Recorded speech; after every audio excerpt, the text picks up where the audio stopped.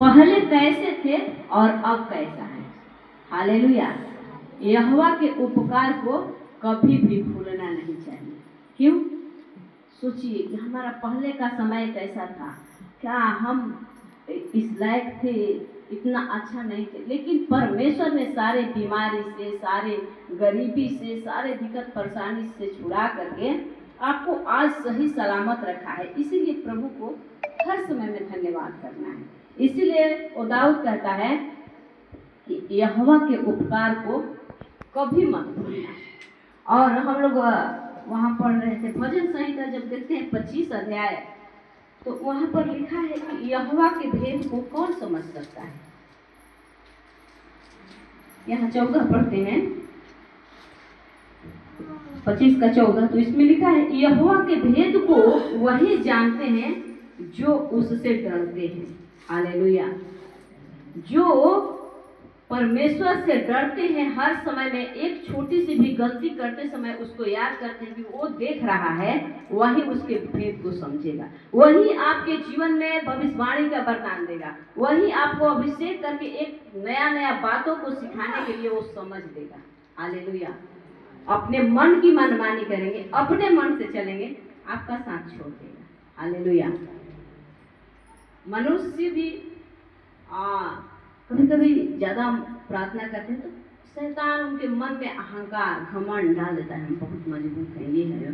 जैसे कि परमेश्वर जब स्वर्ग में थे और उसके साथ बहुत सारा दूत थे, उसमें से एक दूत था, उसका नाम था लूसीफर। और वो लूसीफर के हाथ में क्या था? उसके साथ बहुत कुछ सामर्थ्य था उसमें, और उसके साथ बाजा धूल सब कुछ था। उसमें घमंड आ गया, अहंकार आ गया, अरे ये परमेश्वर के समान तो हम भी हैं। उसके मन में ऐसा अहंकार हो गया। और परमेश्वर हर एक बातों को मन में सोचने से पहले वो जानता है, सोचते हैं वो जान जाता है हम लोग क्या सोच रहे हैं। परमेश्वर ने उसे भूमि पर पटक दिया। शैतान बोलते, जा, तू स्वर्ग में रहने के लायक नहीं है, तू जा, उसी लायक में है, नरक की ज्योति है। और वो शैतान यहाँ पृथ्वी पर राज करने लगा। क्या किया?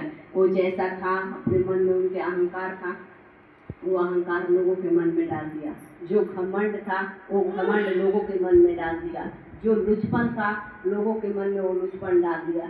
जो भी विचार था उसके मन में, वो सारे लोगों के अंदर में क्या किया? वो डाल दिया। हालेलुया। उसका राज आज पूरा पृथ्वी पर है। जो प्रभु को नहीं मानते उसका राज पूरा पृथ्वी पर चल रहा है। हालेलुया। हम लोग यशायाह 1 अध्याय पढ़ेंगे, 1 का 15 वचन।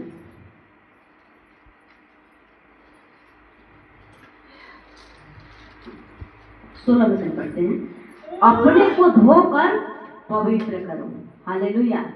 कैसा हम लोग का होना है, हम लोग को कैसा मसीह प्रभु यीशु कहते हैं कि जैसा मैं पवित्र हूँ वैसे तुम भी पवित्र करो। ये बार बार बातें हम क्यों बताते हैं?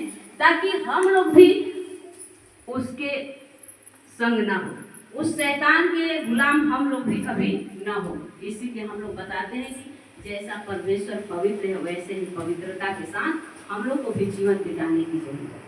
हालेलुया।